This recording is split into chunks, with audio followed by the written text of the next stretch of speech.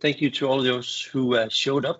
It's a pleasure. I was going to say it's a pleasure to see you, but it's very few, but I sense that you're out there somewhere.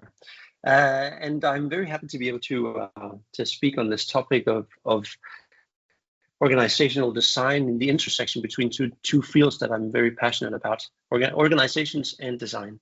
So just maybe a few remarks about my background. I now run a small company of 2 people together with my partner, Christian Basin, who some of you may know, who's also been active in the field of design and innovation for quite a number of years.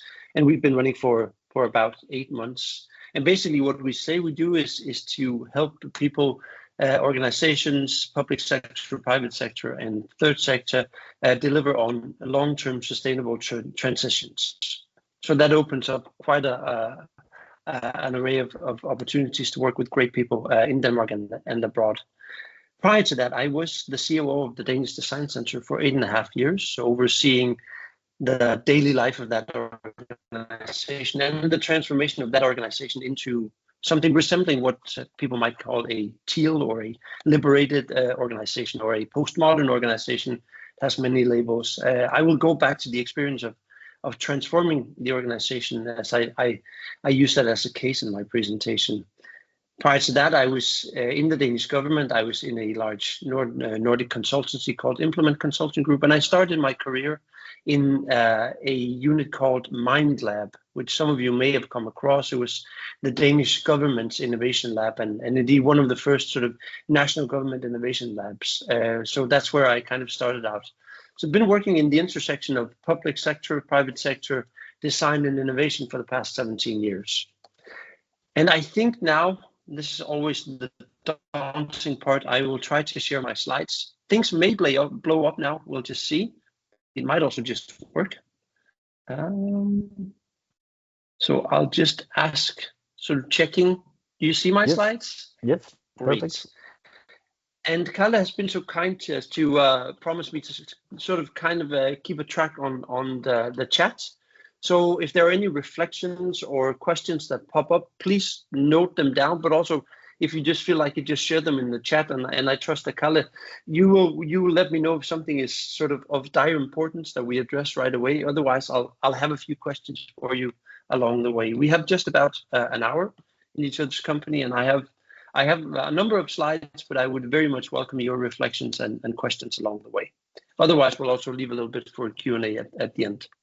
So if there are no sort of protests to this approach, I think we'll dive into it.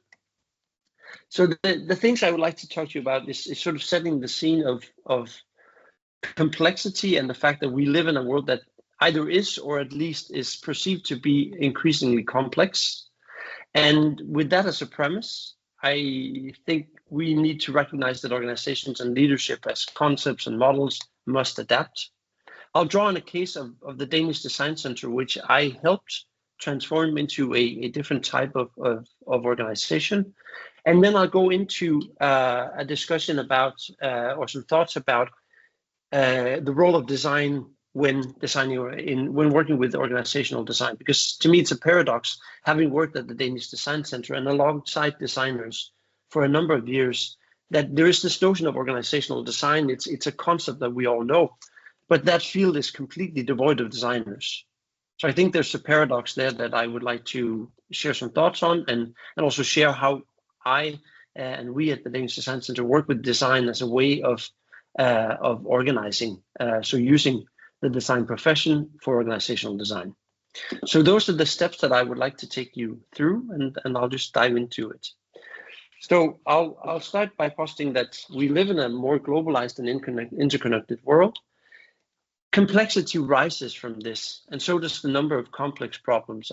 And this, I guess, with a group like this is kind of well known, but just to kind of situate this need for redesigning organizations, I'll just start out with this definition of wicked problems. I think by now most are familiar with it, but just to remind people that when we talk about complex problems or wicked problems, they have special characteristics that make them very hard to work with. So for instance, they are problems that are very hard to define. They are problems where the cause of the problem may be negotiated, contested. the consequences of the problem may also be contested or debated. They are problems to which it's very hard, if not impossible, to find a solution, one solution. There's no final end, as it says in one of these bubbles, to the solutions.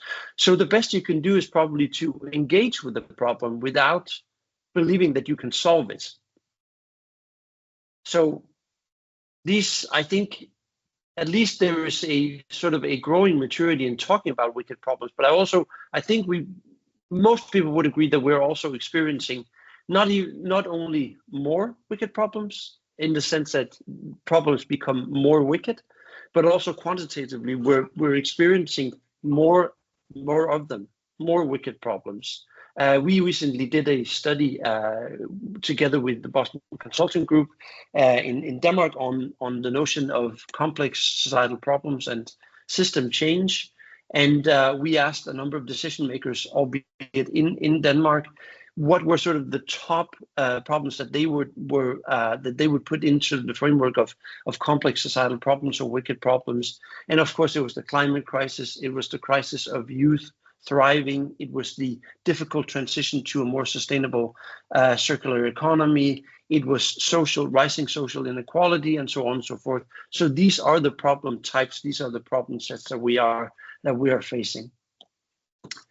We were faced with one of these, I would argue, a couple of years ago, or 2 to 4 years ago, and I kind of hope that you don't remember this little bugger, but I'm afraid that it isn't far enough in the past, so you might still remember it. It's of course a visualization of the COVID-19 virus, the coronavirus that was sort of the driving force behind the pandemic that we experienced from 2020 or 2019 in some countries.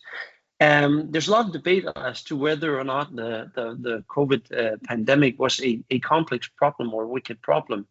And I think this is actually interesting in itself, because the virus in itself might not be complex or wicked. It is, quote unquote, just another virus.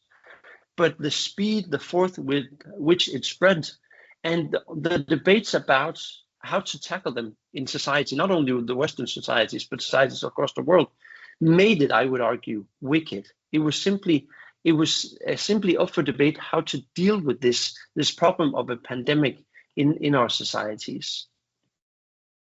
So as we're faced with more and more of these problems, it feels as if we're in sort of this era of turbulence, to quote researchers, where we feel like the global context is constantly challenging. We also feel that citizens and customer demands are changing. And so organizations and institutions must bring their capacity for innovation up to speed, because we're constantly faced with new problems. They're becoming ever more complex. So the need for innovation sort of increases all the time. And I would argue that organizations and institutions must bring their capacity for innovation up to speed to meet these problems. I think it's also, when talking about organizations and their capability for innovation and their capability for dealing with complex or wicked problems, I think it's also very important to note that we're also at a point of immense possibilities and potentials. So as we're faced with this point in time where we're facing the poly crisis, as some call it, we're also faced in organizations with the most skilled workforce in the history of the world. I mean, it's better educated, it's probably more empowered than any time in the history of the world. And people, and this might be contentious, but I think during COVID, at least, we saw that people are more willing to take on responsibility than ever before, and that's a big if they're given the chance. We're also seeing, and this is something that I'll come back to, new and more effective ways of organizing emerging across both the public sector and the private sector and the third sector. And we're of course seeing technological innovation that gives new opportunities for reframing work. We saw again how we could decentralize work, not only geographically, physically, but also in terms of mandates and hierarchies. And we were also shown during the COVID period how fast we can change habits and behaviors. So while we sometimes look at the organizations and institutions that we're working within and working with, we sometimes feel as if they're completely sort of stiff and impossible to move, but we were just shown, we were given this huge window into a future where organizations could be much more flexible and adaptable. So we are, and I feel if this presentation was held in 2021 or 2022, we were looking through this like panoramic window. I fear that we may be forgetting all the sort of the groundbreaking stuff that happened during COVID, all the things that we succeeded in when sort of navigating the crisis as organizations and workforce. It feels as if this panoramic sort of view window is closing a little bit. We might be forgetting that we actually did something quite interesting. We were subjugated to a societal but also an organizational experiment. And I fear that we may be not sort of harvesting all the learnings that could be derived from it. Facing these organizational problems, I would argue that it's essential to be aware of the frameworks that we work within. And I turn to this framework that many of you will know, the Knudsen framework, and this has been developed and reconfigured a lot of times since. I just took the illustration from the article from 2007 in Harvard Business Review that's called a leader's guide to decision making. And I think this matrix or this model is quite helpful in delineating what do we need as organizations and institutions when dealing with complex problems and also when dealing with other types of problems. So this framework says basically that there are different types of problems and there are different responses that are appropriate to these different types of problems. So one type of problem is to the lower in the lower right quadrant is the clear problem. This is the type of problem where cause and effect relationships are simple and well known, and where we can rest on best practices. This is where we can face something, a problem that we're met with, and we pretty much know what the right response is. So for instance, in the public sector where I spent most of my career, you will see that certain types of behavior should be processed in a certain way, and then you can give the same response over and over again. If businesses apply for a permit to do something, you pretty much know what the application is about, and you can give them a response right away. Some might even argue that the clear problems aren't even problems; they're just tasks to be solved. But this is the type of problems where we can build sort of repeatable, scalable models. This is where we can build algorithms. This is also where we can digitize much of our work. Another problem set or type of problems is the complicated are the complicated ones. These are the problems where cause and effect relationships can still be established, but only through rigorous analysis. So we can rest on good practice. We can rest on the models that we have in our professions and our analytical setups, the problems that we have built up in our organizations. It takes time, but we can end up at a response that pretty much fits the way that we usually go about these things. So in much of healthcare, in much of economic policy and labor policy, which I worked on for a number of years, in environmental policy, we can recognize that there's a problem environmentally. If it's a pollutant that enters an ecosystem, we can analyze how an ecosystem reacts, and then we can deal with it. If we have a situation in the labor market, we can see that if the economy goes in a certain way, this will impact the labor market in a certain way, and we have a toolbox in which we can find ways of dealing with this. Now, where it gets really dodgy or really interesting, depending on your preference, is when we enter into the realm of the complex problems. So these are the problems where cause and effect relationships cannot be found through analysis. This is when we're faced with something that is either so new that we don't have the models and the prescriptions to define it and understand it, or we're faced with something where the causes are so foggy or interconnected that we cannot entangle them. So it feels as if it's a pot of spaghetti that's been boiled. It's very hard to sort of take up a pot of spaghetti and align all the spaghetti strings next to each other. And this model argues that when we're faced with these kind of problems, we have to deal with them in a different way. We cannot rest on best or good practice. We have to see what works. We have to try something out. We need to experiment. I would argue that the organizational models that we are working from, both in the private and the public sector, aren't necessarily geared towards working experimentally. There may be exceptions. I was part of several innovation units. I'm pretty sure that some of the people in this call are or have been as well. And these are organizations that are geared towards working this way. But our societal organizations as a whole, I would argue, aren't really geared to this. And the question then becomes, are our organizational setups geared towards dealing with complex problems? Just to round off, there are, of course, also the chaotic problems, the problems where the situation that we're in must simply be stabilized quickly. Going back to the COVID pandemic, those were the situations where the pandemic hit and you simply have to stabilize the situation, get people in hospitals, establish treatment. This is where you cannot design experiments. You simply have to come up with unique solutions. I think it's important for me, it's important to say that the complex problems entail a different way of working. They entail a different way of approaching problems. And some organizations, few organizations are really good at this. Those organizations might then be not very well geared towards dealing with the clear problems because they will tend to experiment with everything. I've been part of innovation units. They're not necessarily very good at dealing with problems that occur again and again and again. They tend to overcomplicate. But it's very difficult to meet a complex problem with a best practice clear response. And staying with the corona, and pardon me if I'm sort of overstretching that's a case, but it's just that it was still fairly recent, and we got a window into how different organizations dealt with a problem like that. This is a quote from the Danish Prime Minister as she went and did that briefing that most heads of state did. I know, talking to a largely Swedish audience, there are differences here because the press conferences and the approach was different in Sweden. But the Danish Prime Minister, Mette Frederiksen, went and did a press conference on the I think it was the 10th or 11th of March 2020, and said that the country was now going to be shut down, that main parts of sort of organizational activity was going to be shut down. People were going to be sent home from work and so on and so forth.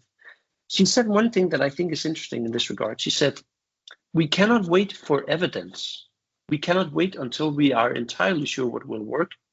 We're going to make mistakes. I am going to make mistakes. And this is, of course, translated from the Danish version. But I think it's interesting because what the Prime Minister did was to say that we don't have the models to deal with this. It is something completely new. It is something we haven't faced before in our lifetimes, a pandemic of this scale. And we cannot wait until evidence has been established. We're going to have to do something. So what she basically did was give license to do systematic and systemic experiments. The cynical sort of analysis of this is that the Prime Minister established if you could describe it as the get out of jail free card that you all know from Monopoly, I guess, the board game. You can draw this card, and next time you do something and end up in jail, you have this card to get out. And that might be a cynical interpretation of this, and for sure that also makes sense in a political context.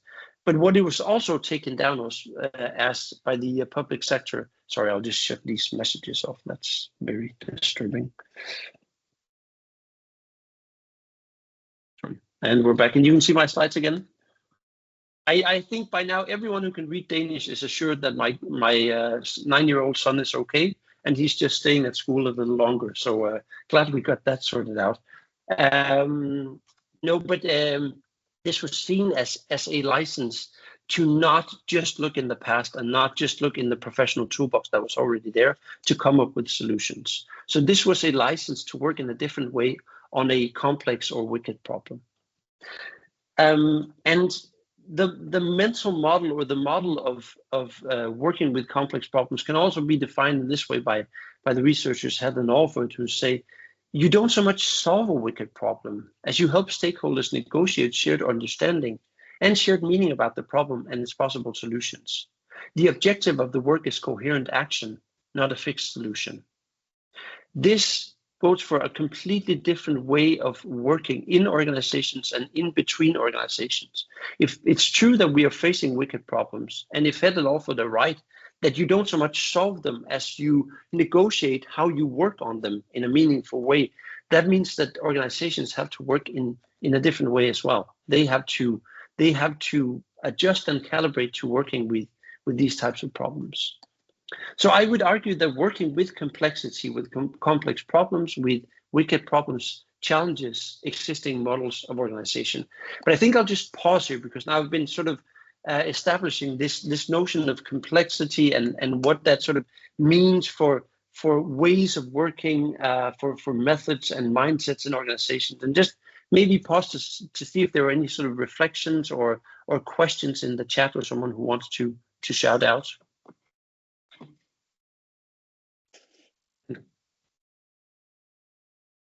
Please write in the chat if you have some kind of reflection. As it is now, no one has had the time probably to write something. They just listen to you. It's also it's a lot on a Friday afternoon to talk about this. As your mind is going on, your mind is focused on a clear task, which is to get home for the weekend.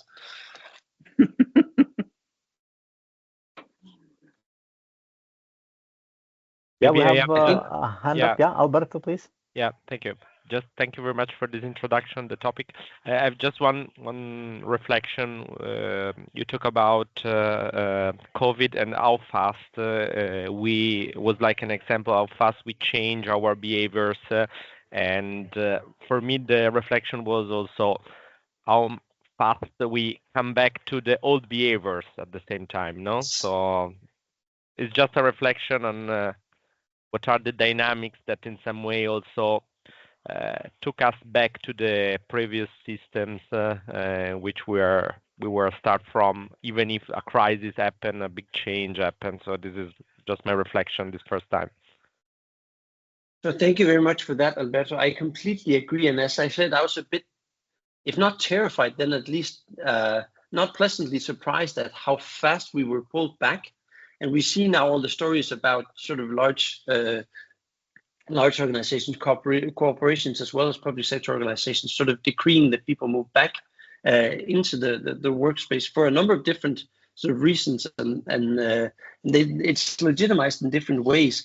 I was also surprised that we weren't able to hold on to the learnings. And I'm not saying that we should stay in COVID-19 mode, because I think most of us wanted to go back to more normality, but I think it was difficult to hold on to it.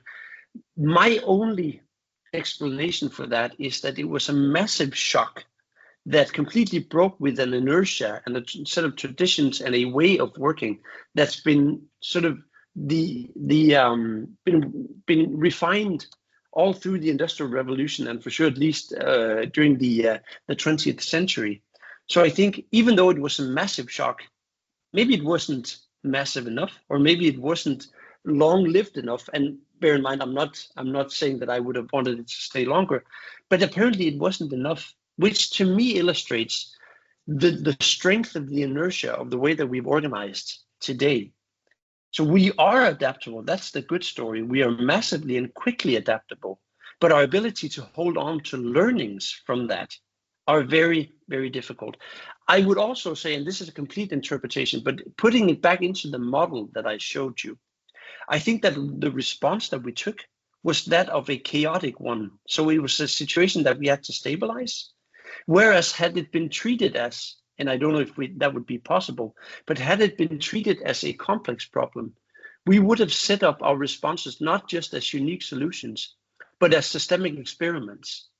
Now, the difference between those two is that if you do an experiment, you intend to learn from it. If you don't intend to learn from it, it's not an experiment, it's just something you do. So I think we can always learn afterwards, but it would have been great if we had the bandwidth or whatever was needed to design experiments about ways of working during Corona.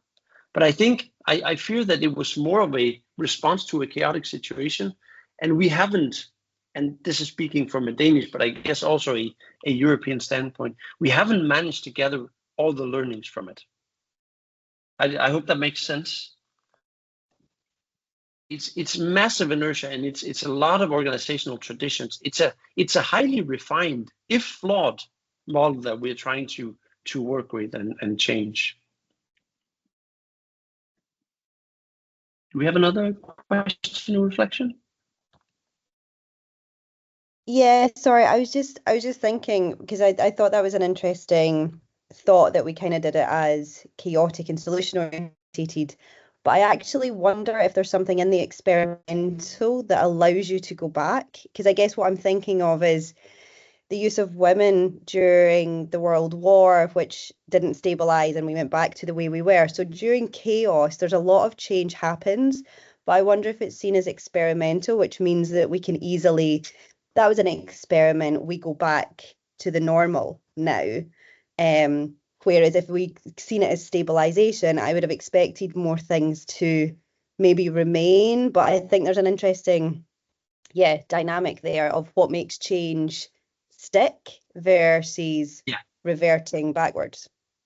Yeah, I think you're absolutely right, and that's a very good and poignant example. I think obviously seeds are probably sown in these situations. I mean, and maybe the we only see the fruits 30 or 40 years down the road, and we don't really know if it's because of that. It's like a slow lane change, to refer to a book that came out a few years ago called The Slow Lane, which basically says that large-scale societal innovations or changes always happen over a long period of time. And you can go back and find the weaker signals, but it's more of sort of a historical analysis that you will have to do to find it.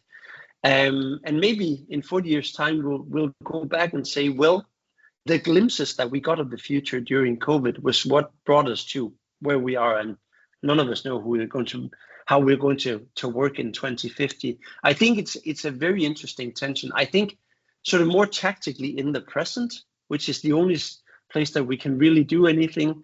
I think it's interesting to say if we can train that muscle, and if we can get a little better at framing what we do as experiments.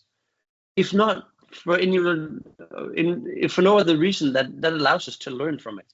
I mean, it's very much back to the notions of the learning organization, which is, again, models that are 50 or 60 years old, right? But I think we haven't cracked it yet, would be my sense. Thanks for those reflections and sort of for pausing on that. I think I'll move on a little bit if there's nothing in the chat that we have to react to. I'm looking at Callum, my wingman here. Yep, I think we can go on, please. Right, so thanks for these questions, interventions. So I would say that working with complexity, I already sort of established the challenge existing models of organization. And I think one of the sort of the promising frameworks that we see emerging in dealing with large-scale societal challenges and complex problems is this notion of missions that was coined by Mayana Mazzucato, who is obviously an economist, but runs the Institute for Innovation and Public Purpose at the UCL London, and has written extensively on this, on mission economy and on the entrepreneurial state. And I think this model is quite interesting. I mean, the model that she's described for working with, trying to sort of frame large-scale societal problems and break them down into something workable, which she calls mission. So basically what she argues is that there are some problems that are so complex that we can't deal with them in their entirety. So as example, she gives us the SDGs, the 17 Sustainable Development Goals. They are indeed grand challenges, and most of them, I think we'd all argue, are complex. We can't deal with them all. We have to break them down into smaller missions, and the image that this has been taken from is the notion of the moon landing in the 60s, where a very sort of complex task was solved at a societal level by involving a lot of stakeholders and actors in society. So basically what Mazzucato says is that working with these complex problems entails setting some long-term ambitions for preferred futures and then mobilizing resources around it, but then also facilitating that actors in an ecosystem establish and run sort of experimental portfolio. So this is taking the notion of complex problems, systemic experiments, and to a systemic level. So delineating how we might, if not solve, then at least create a preferred future within a complex problem, and then engaging societal stakeholders around solving it. So there's a lot of co-creation going on here, and it's a model that balances the top-down and the bottom-up dynamics when working with systemic problems. And I think this model is, I mean, by now it's well known. I think it's gotten some interesting sort of reworks or sort of nuances. One of them is this, which is made by Jenny Winhall and Charlie Leadbeater, who basically took this notion of societal missions and said, what if solving a complex problem is not so much about one or two big bets, I mean, solving the problem, but rather about creating a system where the problem is more tolerable, where we have a better state with the problem. Bear in mind that one of the characteristics of at least wicked problems is that they are unsolvable. I mean, there isn't a state where you can say the problem is completely solved, but there might be a changed system where you can say that the situation for those involved or affected by the problem is bettered. So for instance, in Denmark, there's a notion, or not a notion, there's a number, which is sort of a politically fixed sort of concept, which is the 43,000 young people who are outside of jobs and education. For a number of reasons, it may be that they have functional diseases or disorders. It may be that they are socially strained or challenged, but for one reason or the other, we have 43,000 young people in Denmark who can't find their way to job or education. So they are, to a certain degree, not included in society. If we look at this as a problem that we can solve, there is a fixed solution, which would be no young person in Denmark is outside of job or education. It is a complex problem, I think everyone would say, because there's a number of factors going into and sort of defining this problem. And it's very hard to see a society where everyone who is in the of working age has a job or is in education. There are simply a number of reasons why you might sort of fall beside that system. So looking at that complex problem, we have to probably leave the notion that we can find one fixed solution, which is to say zero. So going from 43,000 people outside job and education and the educational system to zero. And rather, maybe we should look at how we can change the system conditions so that there are a number of different ways that these people can feel included. Some may get a job, some may get an education, but some may have to find a place in society in a different way. So there's a massive reframing going on here. And this again puts massive strain on the organizations working with the problem, because at least public sector organizations, but also most private sector organizations, are set up to deal with a fixed problem and to solve it. I mean, they have to deliver on a problem. And here we're asking organizations to reframe the very problems that they're put in the world to deal with. So this puts sort of an extra pressure on organizations. And if we're in this innovation space, when we're talking about missions, it's a completely different way of going about innovation, where traditional innovation, we begin in the present and we try to develop projects that compete for funding, that are either top down or bottom up, and where we focus on innovation management of individual innovation. If we're looking at systemic problems, complex problems, wicked problems, and take this mission-oriented approach, we'll have to start with delineating what might be a preferred future, and then working not only with individual projects within organizations, but work with a portfolio of initiatives and projects across organizations. Funding must be collaborative, and we must balance top down and bottom up. And so organizations must become much more collaborative, much more open. And this means that we're not talking so much about markets as we're talking about ecosystems of different sets of actors who contribute to each other and to solving problems. These ecosystems have to function, or organizations have to function in this ecosystem. And just to place leadership in this, leadership, I think, is what ties these two aspects together. So again, it's a massive challenge. If we accept the premise that we're looking at complex problems, we have to deal with them in a different way, more experimentally, more systemically, more holistically, and more collaboratively. Then organizations must be way more embedded within ecosystems and must be more adaptable in order to function in this when working with these problems. And I think just this quote from Kees Storst, who's a professor of design at the University of Technology of Sydney, he has this phrase: ultimately, to deal with open, complex, dynamic, and network problem situations, we will have to become open, complex, dynamic, and networked ourselves. Now, that's an image of an organization that doesn't necessarily match sort of the vertically integrated organizations of the 20th century of the industrial society. It basically says what Kees says is that if we're working with these problems, we have to become as flexible as the problems themselves. And so we must reimagine our institutions and organizations. And if organizations are the social technology by which we engage with problems collectively, how must they change to enable sustainable transitions? I think it's important to recognize that while we are still seeing organizations that are sort of very traditional and that are very much based in an industrial age vertical integration, looking for a stable, steady state and trying to standardize as much as they can, we're seeing this also these new types of organization emerged, and I think this notion of old power and new power is helpful in this regard.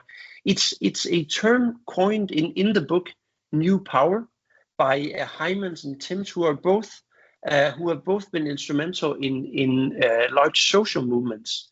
And what they do is they say that we are at a sort of a junction where a new type of power and a new type of organizing is challenging the more classical one. So what they're saying is that the formal governance and managerialism of the organizations that we're used to, that much of public sector bureaucracy and also private sector bureaucracies is built around. I mean, you rest decisions within a hierarchy of managers, and there are strict delineations of who makes which decisions at which level. That's being challenged by informal governance and networks, by opt-in decision making and by self-organization. So, for instance, if you look at social movements and regard them as a new way of organizing, I mean, it is like the organizations we know.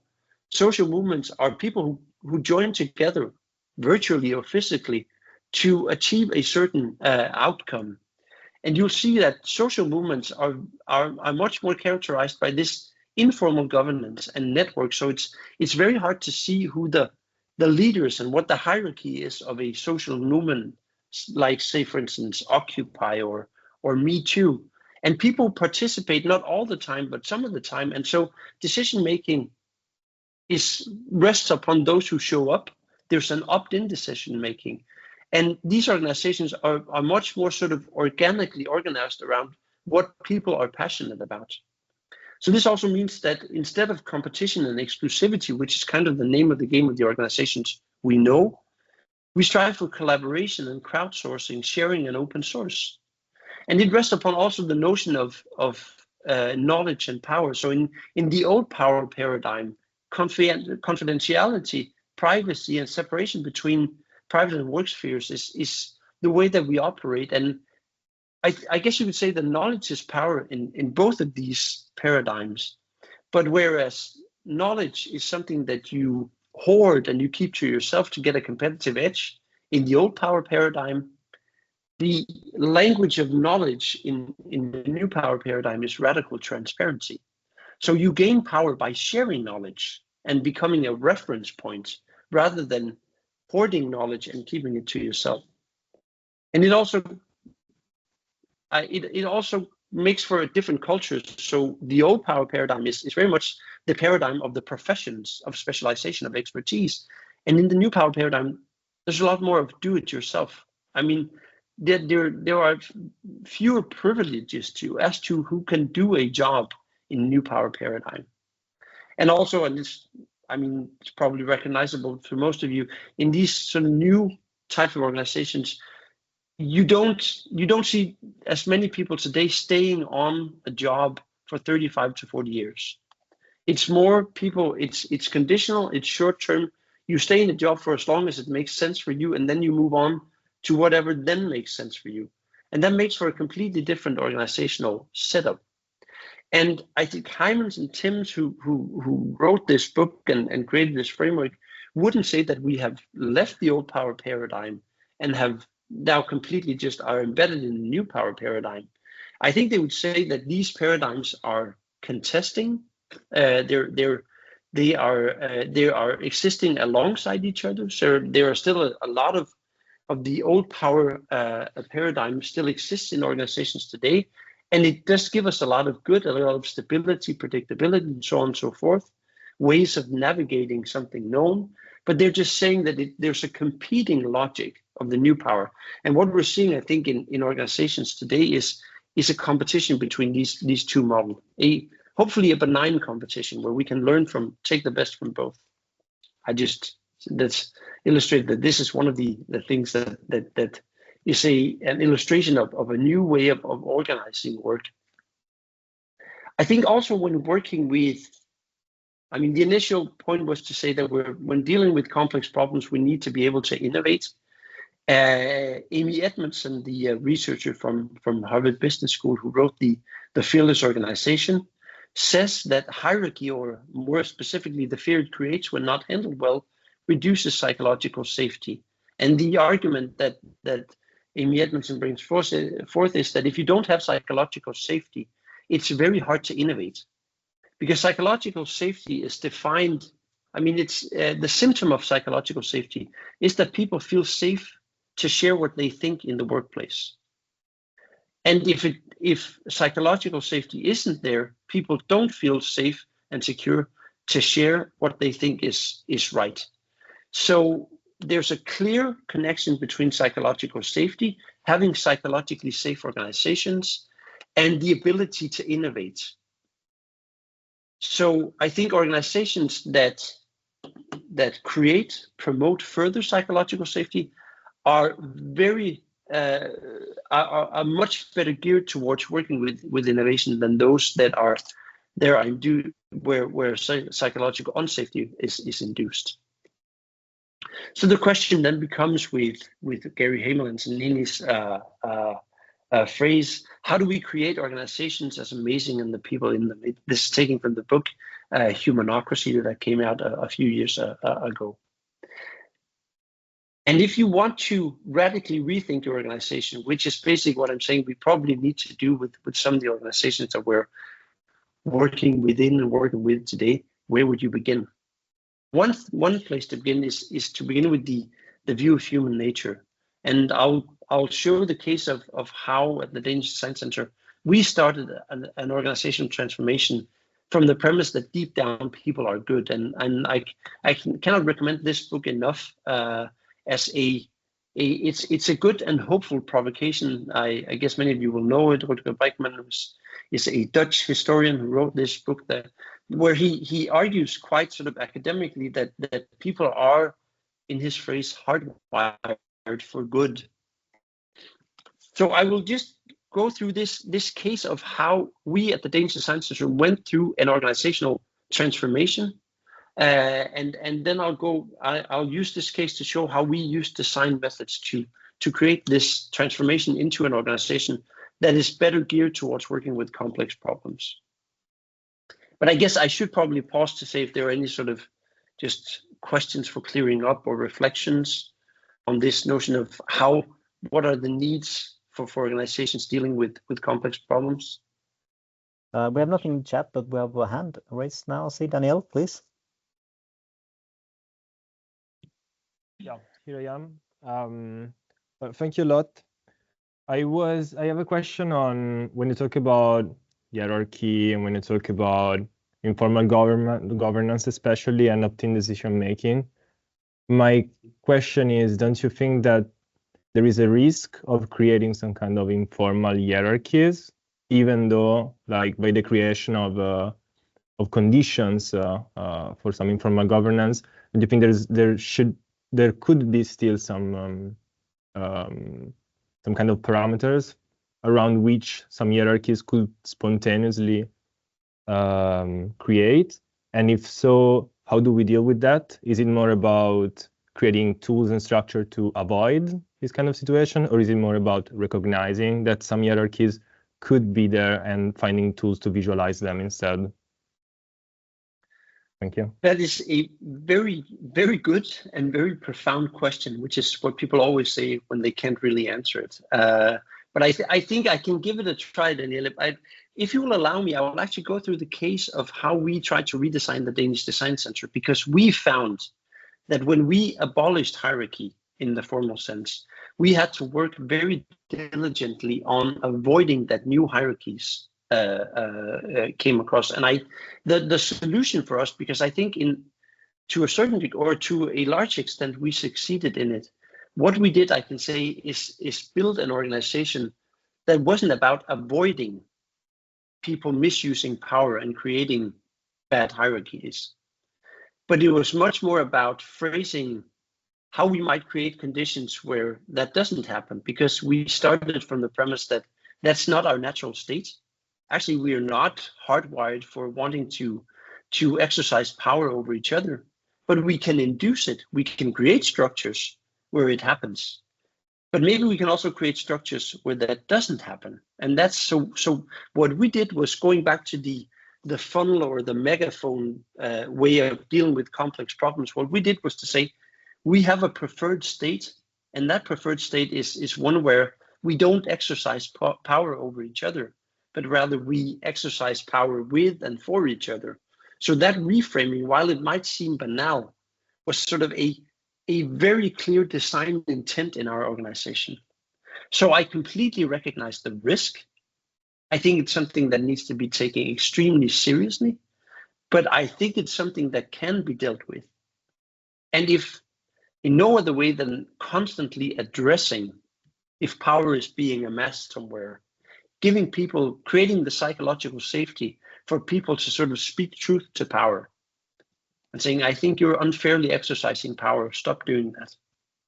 But I will go through the case, and maybe that will give some additional sort of images to how it might be dealt with, if that's okay. But thank you very much for asking this question, because I think that's what's sort of in the back of a lot of people's minds when we talk about sort of abandoning known structures. What then comes afterwards?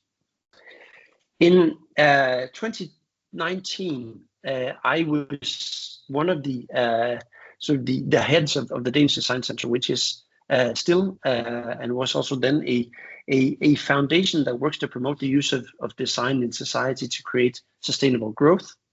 In 2020, we were charged with creating a new strategy that was much more about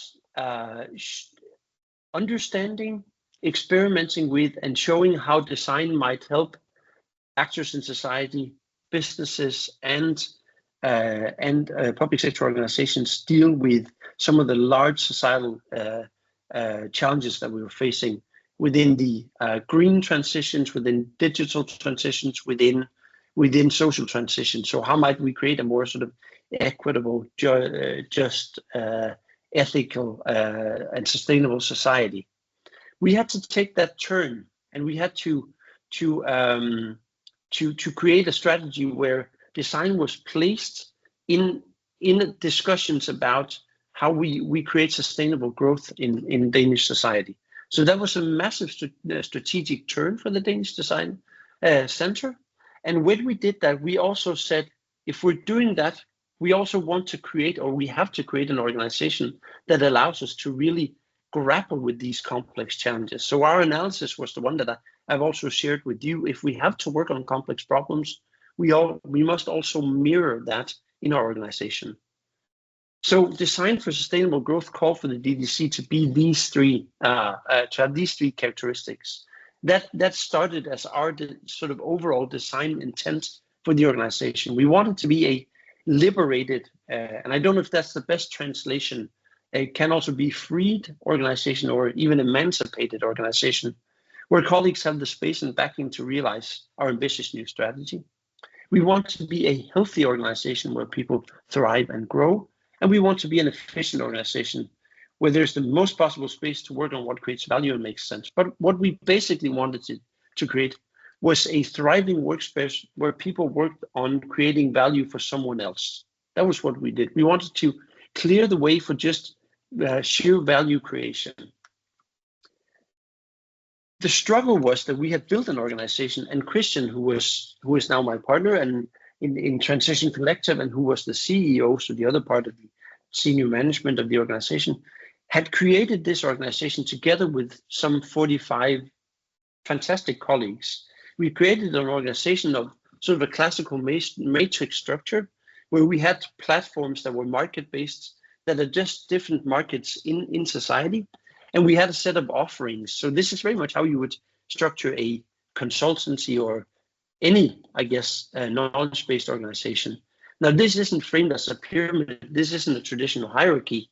But the hierarchy here lies in the fact that we had managers for each of the horizontals, the work on sort of business development, the work on entrepreneurship, the work on the design research, which is the design business side of in Denmark, and so on and so forth. In an organization of some 45 people, we had 11 people who were managers, who exercised management prerogatives and powers over colleagues. And one day we were looking at this diagram of our organization, and we said, oh my God, it looks like a cage. It looks like the bars of a cage that we've created. And the irony is that as an innovation actor, a design center, we still managed to create something that resembled a cage, which, to be frank, wasn't working very well. So we decided to say, let's shake this organization up to make it sort of able to respond to these new challenges that we're going to work on to create sustainable growth through design. And we had to start somewhere. And what we did was start with what we believe about people. So we had to find an inroad into the organization that allowed us to sort of make good on that design intent of a liberated and thriving and effective organization. And what we did was simply to ask the following question: what do we believe about people? We could also say, what do we believe about human nature? And we formulated all together, all of us, a set of assumptions about human nature that ended up driving every strategic and organizational decision that we made afterwards. So what we said was, we believe that people thrive by trust and recognition. We believe that they grow when they have influence. We believe that they want to make a difference, and we should have said a positive difference. We believe that they will all take responsibility, and we believe that they can both lead and follow. That was what we sort of started out with. And then all of our colleagues said, we completely buy into that. That is also what we believe about people. And we should take it seriously and ask ourselves, if that is what we believe about people, how would we then organize? How would we design our organization? One of our colleagues also kindly said, and that should be on the slide as well, said, I also believe that people really want to help each other. So given the right circumstances, how can we make good on this belief in human nature? If we fundamentally believe that given the right circumstances, this is what we can believe about people, how do we then organize? And what we ended up doing was to say, we created what we believe to be a human-centric workplace. We completely redesigned the organization from these principles. We said that working at the Danish Design Center, everyone chooses their own personal leader. And a leader wasn't someone who exercised authority. It was a guide, a coach, a mentor, whatever was needed to navigate your everyday work. And we also said that everyone could offer their leadership. So instead of it just being the senior people who could offer leadership, the junior people could also offer their leadership. And this sprung from the notion that everyone can be a leader and everyone can be a follower, and all of us can be both things at different times. We also said that everyone should freely choose their professional area of work. So tasks weren't assigned, they were chosen. We completely abandoned the notion of fixed departments or teams and instead organized around projects and tasks. We weeded out all procedures and systems and policies that weren't formulated before, that didn't have a need that they met.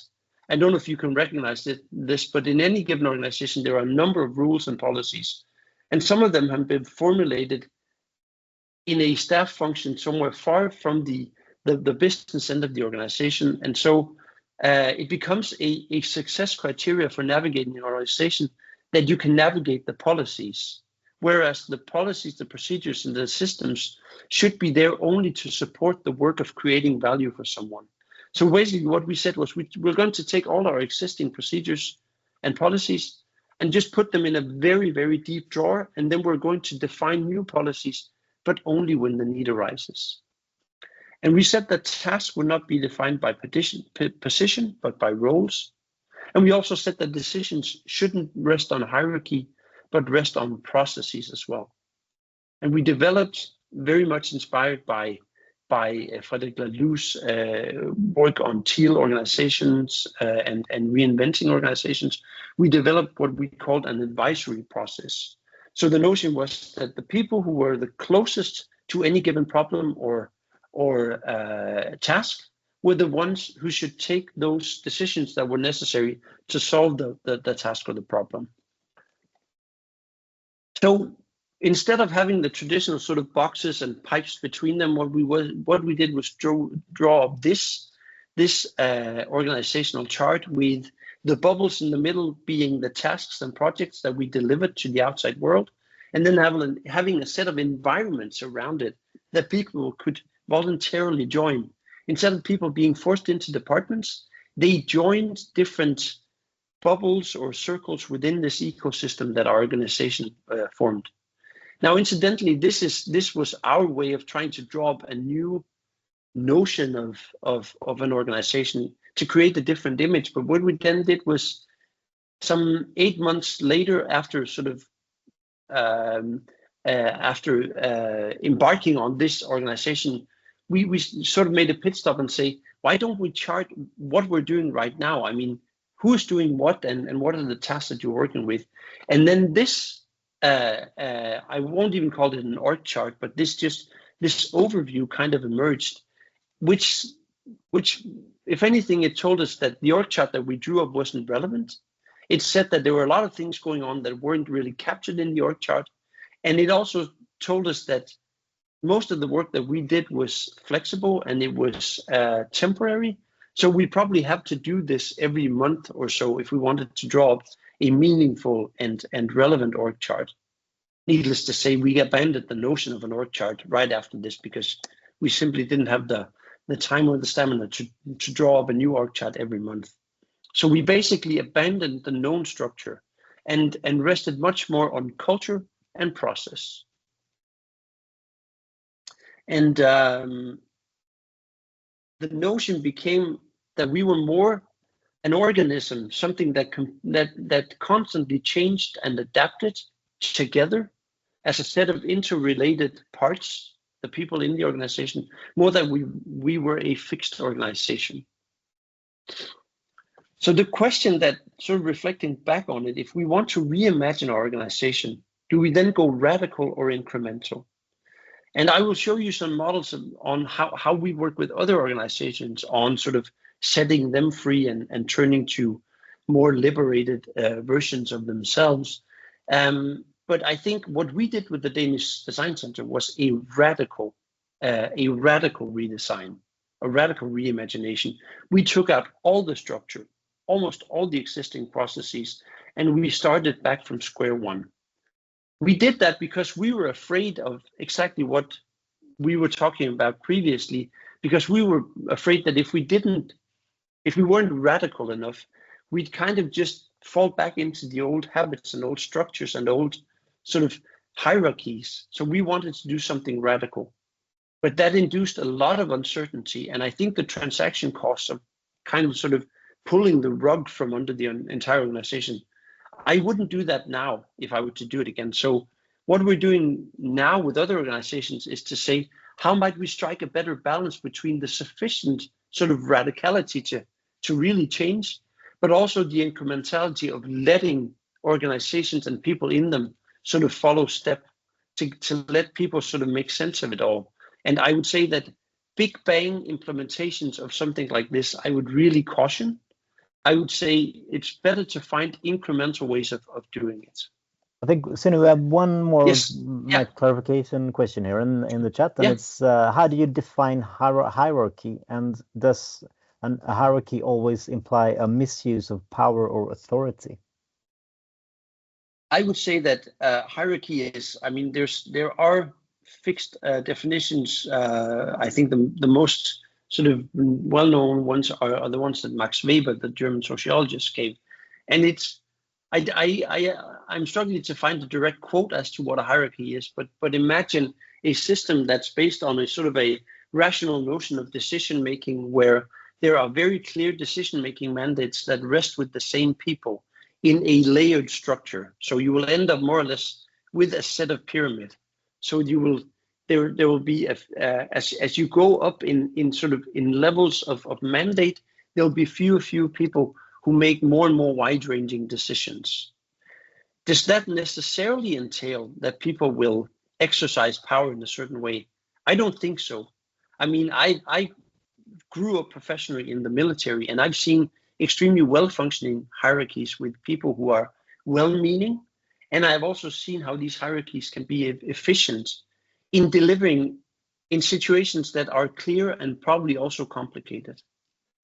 But going back to that notion of how, say, for instance, defense organizations work, I will also say that what happens if you're in an operation as military personnel, if you're in a complex situation where you are facing, I was stationed in my time in the Balkans, and we faced certain situations that weren't sort of textbook situations.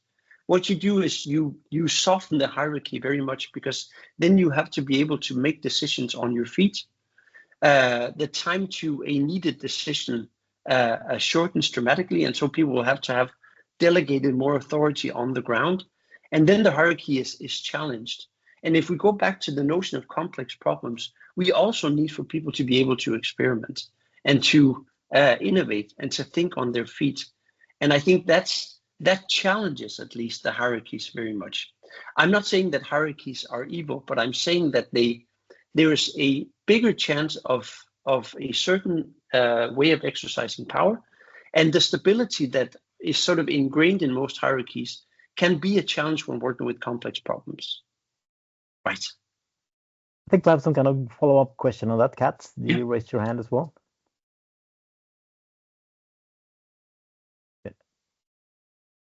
Yes, please, Kat. I think you're muted now.